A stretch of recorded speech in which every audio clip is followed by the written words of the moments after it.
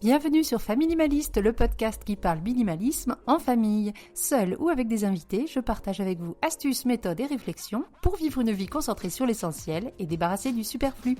Je m'appelle Hélène, je suis maman de 3 ados minimalistes et je suis ravie de vous accueillir sur le podcast. Si vous ne voulez rien rater des épisodes, abonnez-vous sur vos plateformes d'écoute. Et si vous voulez aller un petit peu plus loin et passer à l'action, rendez-vous en description, vous y trouverez les liens de mes ressources gratuites à télécharger. Et pour passer à la vitesse encore supérieure, vous pouvez rejoindre mon programme de tri 8 semaines pour tout trier. Je fais 3 séances par an. La prochaine commence en octobre et les inscriptions sont ouvertes très bientôt. Rendez-vous sur mon site internet pour toutes les informations. Allez, c'est parti pour l'épisode du jour. Bonjour Erika, comment vas-tu? Bonjour, ça va et toi? Ça fait plaisir de Merci à t'avoir. toi, l'invitation. Ça fait un petit moment que je t'invite et que je te dis que tu vas venir, donc il était temps que tu viennes. Pour commencer et donner un petit peu de contexte aux gens avant que je te présente, on se connaît un petit peu parce qu'on s'est vu sur mon programme d'accompagnement. Tu as fait partie du premier programme. Tu étais une locomotive pour tout ce groupe et très très inspirante. Ça sortait. Et t'es même revenue 2 programmes plus tard dans un autre état d'esprit, dans une autre démarche. Et tu nous as tellement inspirés dans le groupe, je me suis dit, il faut qu'elle vienne parler parce que tu es une personne très inspirante quand il s'agit de taper dedans. Alors, je vais commencer par te présenter. Après, tu pourras me dire si j'ai raconté des bêtises. Et puis après, on se lancera dans notre discussion. Est-ce que ça te va? Très bien. Allez, c'est parti. Donc, tu t'appelles Erika, tu as 50 ans, tu habites dans le sud-ouest de la France et tu es maman de 3 grands enfants maintenant. Ils ont 17, 20 et 24. Et donc, si tu es là aujourd'hui, c'est pour nous parler de ta démarche de désencombrement. T'es partie de un petit peu loin, t'es arrivée très très loin. Et c'est pour ça que tu es là aujourd'hui, pour peut-être donner des idées à certaines personnes et voir un peu ce qui s'est bien passé, ce qui a été un petit peu plus compliqué. Et puis tu pourras nous parler de tout ça. Est-ce que j'ai tout bon pour l'instant? Parfait, c'est ça. Je vais commencer par la question que je pose à tout le monde, sans exception. Pour toi, c'est quoi le minimalisme?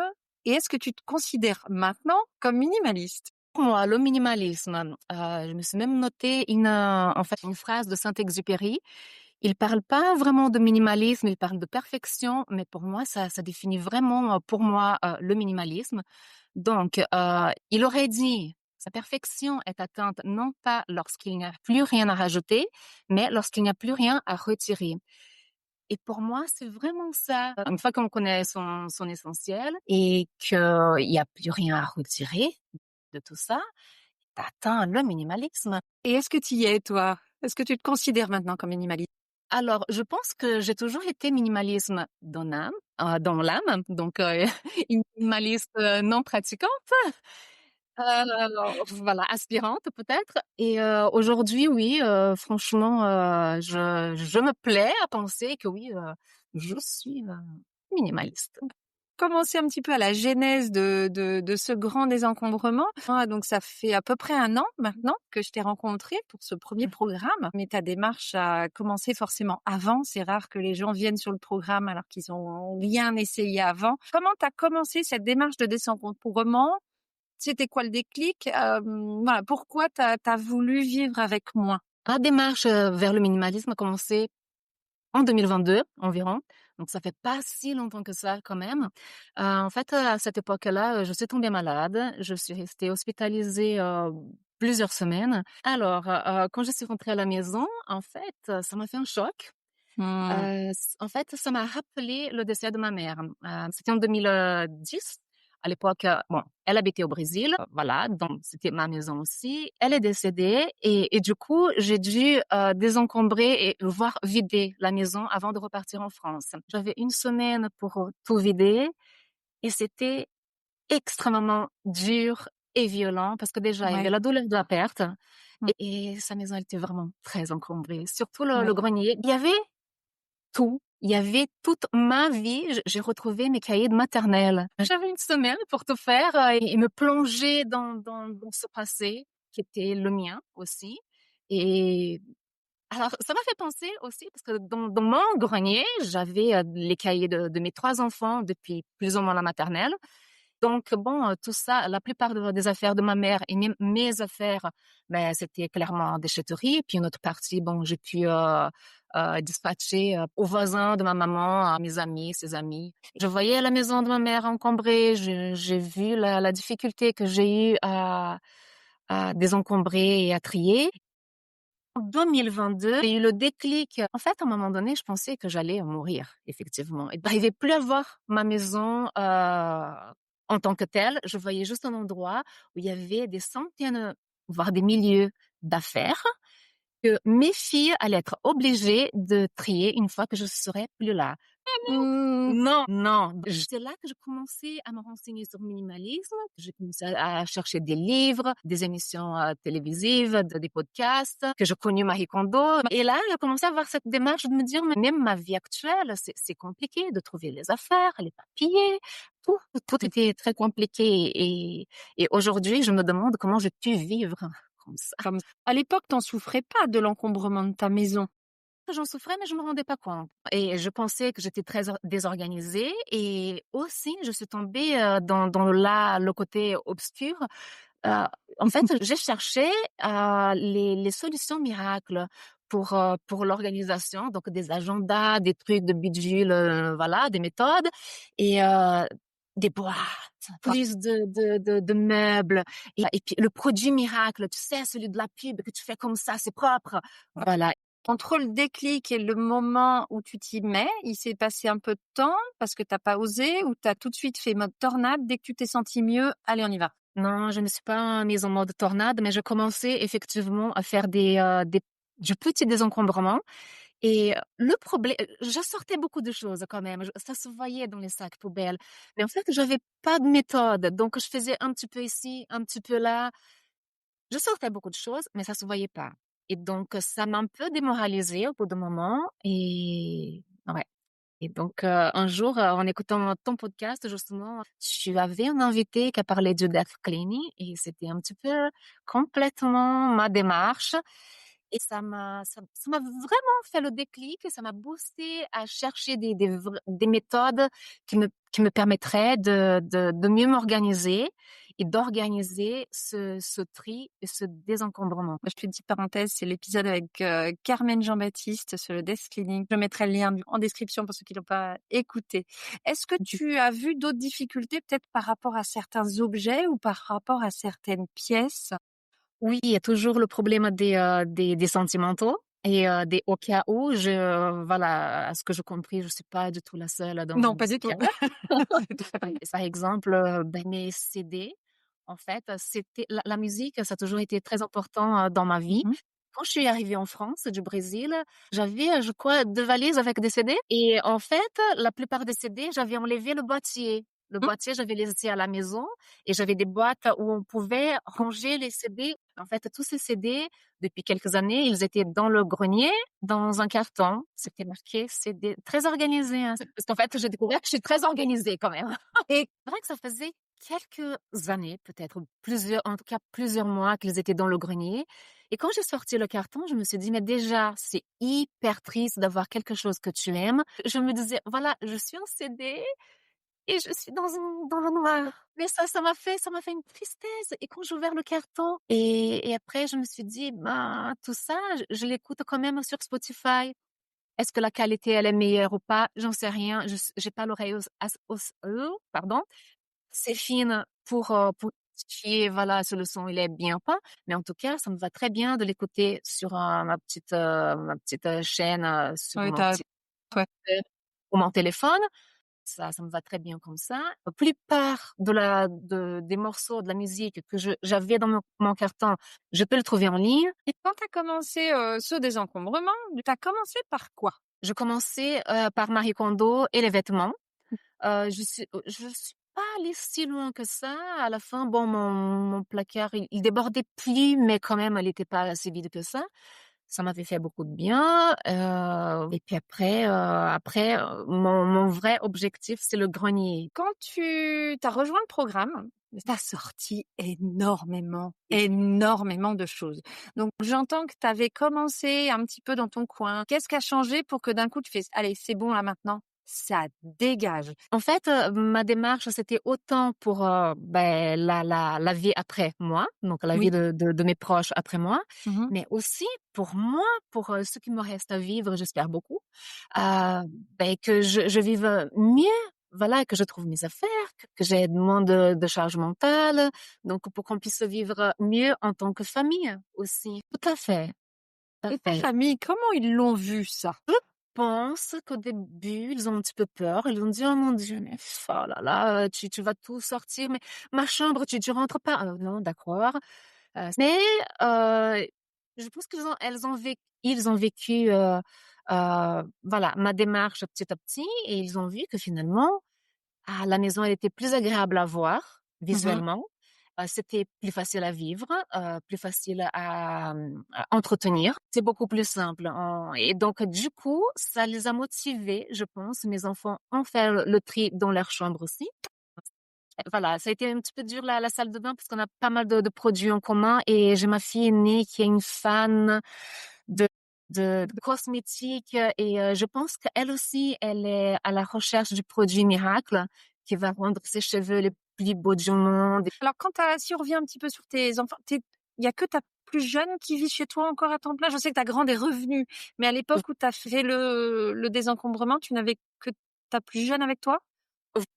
Oui. Plus jeune, en fait, je pense qu'elle, elle est née minimaliste et ça m'avait choquée une fois. Elle était petite, elle avait je sais plus quel âge, mais elle avait fait un désencombrement dans sa chambre comme ça, du rien, parce qu'elle avait envie. Donc elle a dégagé plein de vêtements, de chaussures, de jouets, de peluches et moi, j'avais envie de sauver ses affaires dans les cartons. J'ai regardé les cartons, je me dis: «Mais pourquoi tu enlèves ça?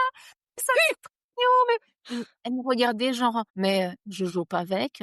Genre, c'était tellement logique pour elle et voilà, j'étais très étonnée par sa démarche. Je l'avais pas trop comprise à l'époque et je l'avais admirée quand même parce que moi, j'étais incapable de faire ça. Elle a peut-être une vision des objets qui est plus utilitarienne.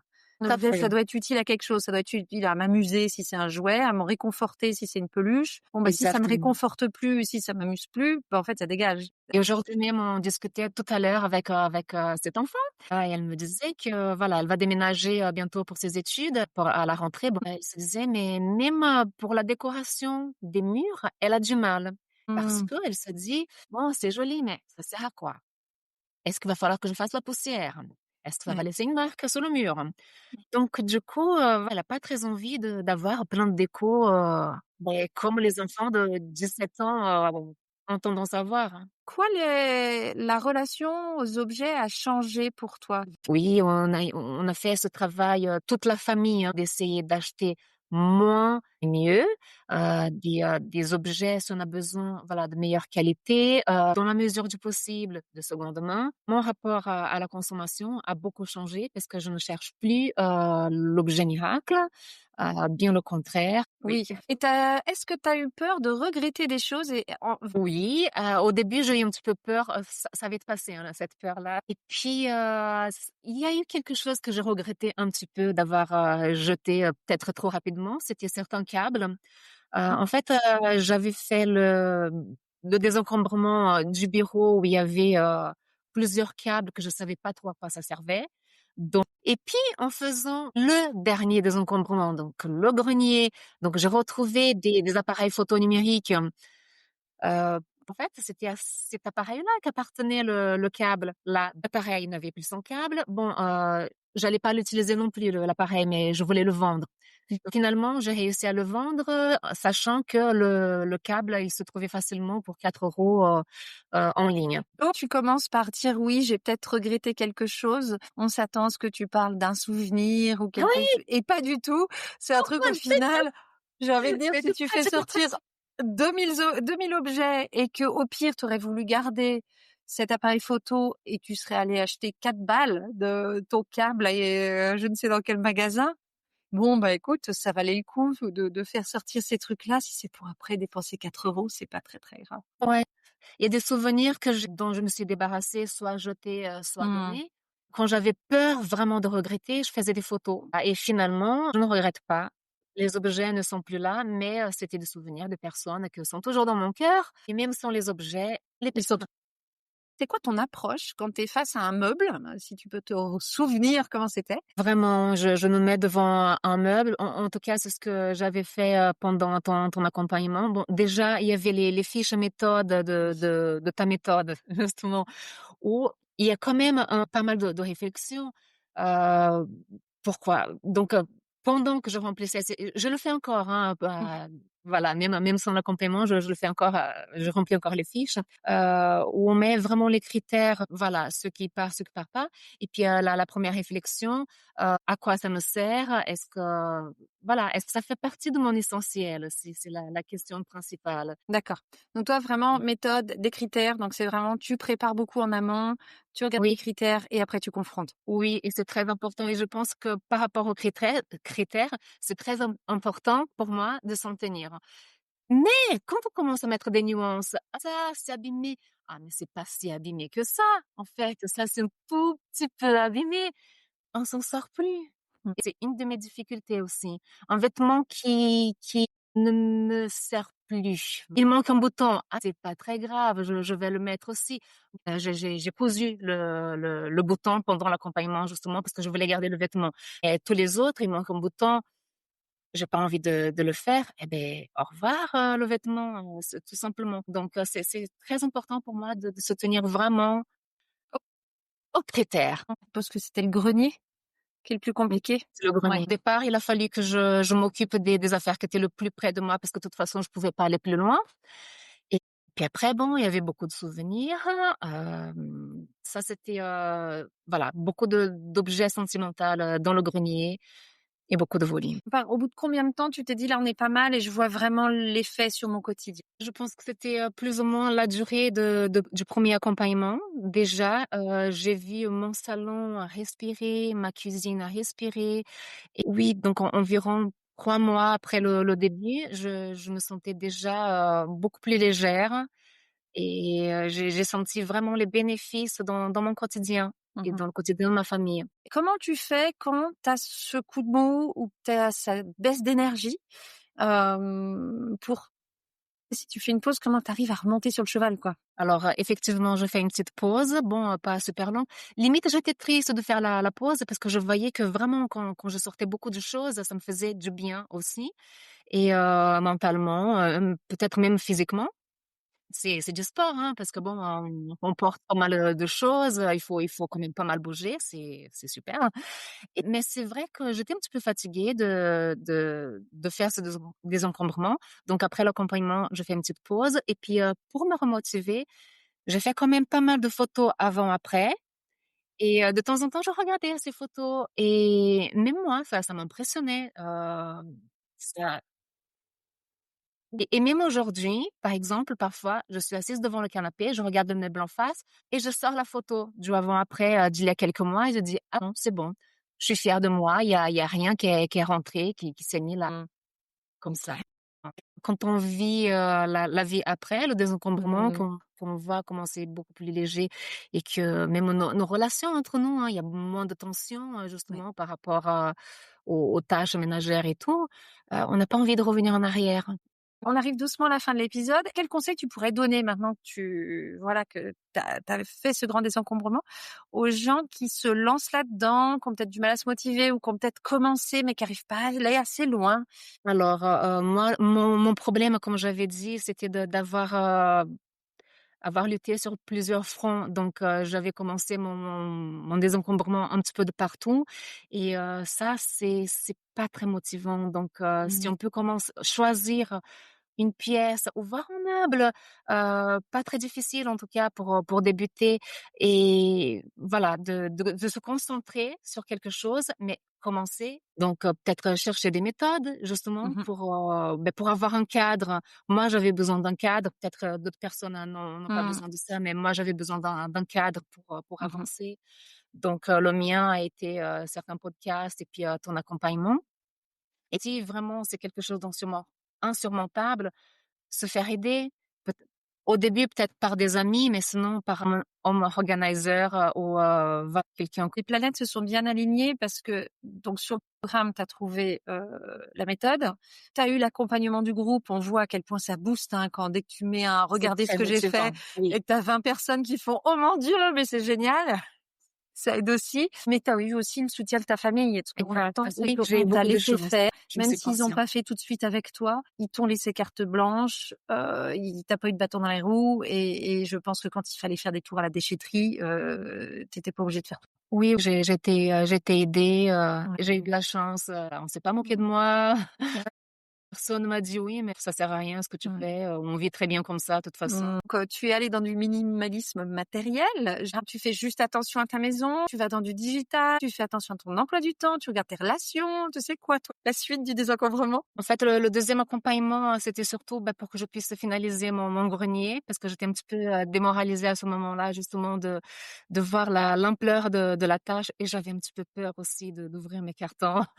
Mais quand je l'ai fini, le grenier, je me suis mise effectivement au digital. Dès qu'il y a eu ça et pour la suite, peut-être un petit peu de chemin à faire pour, Mmh. dans la voie du minimalisme pour mes tâches et puis, voilà, pour m'organiser là-dedans. Alléger un petit peu, la charge. Avant qu'on se dise au revoir, il y a des choses, auxquelles des choses que tu voudrais faire passer, qu'on n'aurait pas dit? Tu as l'impression d'avoir tout dit? Non, je pense que tout est bon, on a pas mal parlé. Merci beaucoup pour cet espace. Encore à toi pour avoir, été un élément clé déjà dans ce premier accompagnement, parce qu'en plus c'était le premier pour moi, donc c'était agréable de voir qu'il y a des gens comme toi qui non seulement avancent de manière incroyable, mais boostent les autres, fait preuve de beaucoup, beaucoup de bienveillance et d'enthousiasme tout le temps. Et c'est vrai que pendant les lives, on était toujours content de voir ta tête et de t'écouter et de dire allez Erika, donne-nous tout de gré. Ça fait partie des éléments moteurs. Donc je te remercie publiquement pour ça, parce que vraiment ça fait la différence. Merci à toi. Et effectivement, oui, je voulais effectivement laisser mon témoignage par rapport à tes accompagnements que je recommande vraiment à 100%. Ils sont très, très, très bien faits. La méthode, elle est très efficace, je peux témoigner et et pour ceux qui ont du mal à commencer ou voire à avancer dans Mmh. leur, désencombrement, Mmh. voilà, n'hésitez pas à joindre les accompagnements d'Hélène dans la bienveillance, la motivation avec plein des gens fantastiques, c'est Ouais, super. franchement, j'ai dû être gentille dans une vie intérieure, parce que franchement, les gens qui viennent sur l'accompagnement, à chaque fois, ils sont tout le temps d'une gentillesse et d'une bienveillance les uns avec les autres. Ça fait plaisir. Merci beaucoup, Erika. Je te souhaite beaucoup de plaisir avec tes proches dans cette maison qui te demande beaucoup moins de travail. Et puis, j'espère à bientôt. Merci beaucoup à toi et à bientôt, j'espère aussi. Allez, ciao. Et voilà pour l'épisode de jour, j'espère qu'il vous aura plu. Si c'est le cas et que vous ne l'avez pas encore fait, merci de vous abonner sur vos plateformes d'écoute, de me laisser des cœurs, des étoiles ou même des commentaires sur Spotify. C'est la meilleure manière de faire connaître ce podcast au plus grand nombre. Pour aller un petit peu plus loin, je vous propose d'aller en description pour retrouver toutes les ressources gratuites comme ma liste de tri pièce par pièce. Si vous voulez rentrer en contact avec moi pour me poser des questions, suggérer des épisodes ou même venir témoigner à ce micro, vous pouvez le faire par email ou sur Instagram. Là encore, tout est dans la description. Je vous dis à très bientôt pour un nouvel épisode et en attendant, n'oubliez pas, vivre avec moins, c'est vivre avec mieux.